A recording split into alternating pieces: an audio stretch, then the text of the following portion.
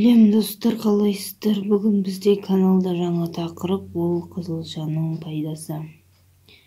Қызылша, яғни свекла деп айтамыз. Қою қызыл көкөністер тағамдарыңыздың сәнін келтіріп қана қоймай, пайдалылығын арттыра түседі. Себебі қызылша өте пайдалы көкөніс. Қызылшаны сүйіп жейтін адамның жалпы портретіне назар салайық. Қызылша жейтін адам біріншіден ол ақылды. Себебі қызылшада ұят көп, ал онсыз есте сақтау қабілетін жақсы, ой өрісі мен зейіні жоғары болуы мүмкін емес.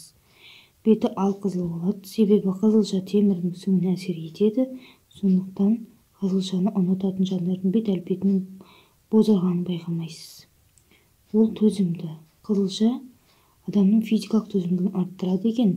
Ғалымдар қызылша шырынның қан тамырларды кеңейтіп, қан тарауын күшейтетінін дәлелдеген. Демек, бұлшықеттерге ауа түсуін арттырады. Мамандар тәжірибе жүргізіп, жаттығу алдында 70 мл қызылша шырыны ішу денеге түсер салмаққа төзімділікті 16%-ға ұлғайтатынын анықтаған. Оның шашы қалың болады. Қызылша жеген адамның. Қызылшаны сүйіп жейтін адамдардың шашы жылдам өсіп, қалыңдап, жылтырай түседі. Оған қызылша қабығының астында көп мөлшерде кездесетін В дәрумені ықпал етеді. Олар бұлшықетті. Қызылшада бұлшықет массасын арттыруға көмектесетін магний мөлшері көп. Ол сымбатты. Қызылша құрамында зат алмасуын жылдамдатып, артық сұйықтықты шығарып, артық салмақтан арылуға себебін тигізетін ерекше заттар кездеседі. Қызылша қандай ауруларды жазуға көмектеседі? Біріншіден, қан қысымы. Зәр айдайтын әсеріне байланысты қызылша шырыны қан қысымын төмендетеді, ал құрамында көп мөлшерде кездесетін кальций себепті қызылша жүрек ауруларынан зардап шегетін адамдардың ас мәзірінен табылуы тиіс.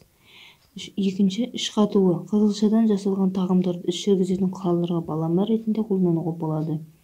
Бірақ қызылша шырынын пайдаланғанда абайлаңыз, нәтижесі сіз күткеннен де артық болуы мүмкін. Бас жазу. Қою қызыл көкөніс бауыр қызметін жақсартып, оны улы заттардан қорғап, организмнен зиянды заттарды шығарады. Асқазандағы ауырлық, әсіресе ол жаншылған шошқа етіне байланысты қызылша ақуыздар мен майлардың қорытылуына көмектеседі. Тұмау. Қызылша қабынуға қарсы әсерге ие, сондықтан бұл көкөністің шырынын тұмау тигенде мұрынға тамызады. Сонымен қатар баспа, көмейдің қабынуы, жұтқыншақ қабынуы орын алғанда тамақты шаю үшін де қолданады.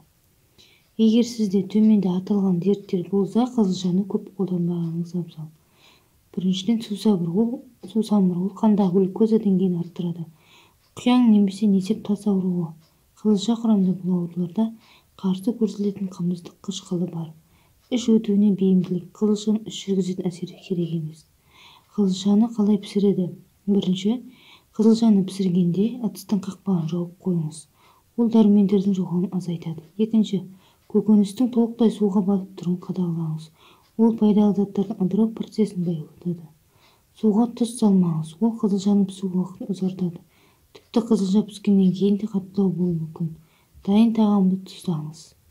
Төртінші, түбін кеспеңіз және сабағын толық кеспей, бірнеше сантиметрін